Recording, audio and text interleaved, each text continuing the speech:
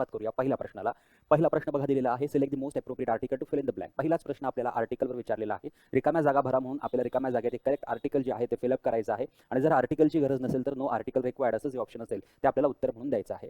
मग बघा पहिल्याच या ठिकाणी आपल्याला ब्लँक दिलेली आहे, एक रिकामी जागा दिलेली आहे आणि त्यानंतर पोलीस ऑफिसर आहे.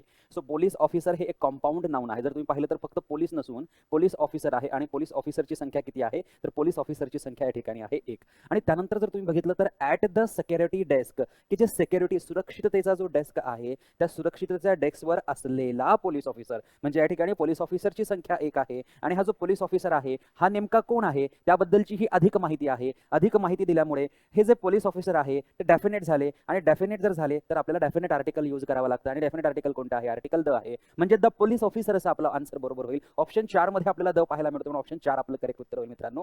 The police officer at the security desk असं जे सेंटेन्स आहे ते आपलं करेक्ट सेंटेन्स या ठिकाणी होईल. अतिशय सोपा प्रश्न होता. ज्या विद्यार्थ्यांनी आपला ऑनलाईन कोचिंग क्लास जॉईन केलेला आहे त्यांना आर्टिकल चॅप्टरमध्ये मी हे सर्व समजून सांगितलेलं आहे, केव्हा आपला नाउन जो आहे तो डेफिनेट होतो आणि केव्हा आपला नाउन जो आहे तो जनरल किंवा कॉमन म्हणून यूज होत असतो. चला बघूया पुढचा प्रश्न मित्रांनो.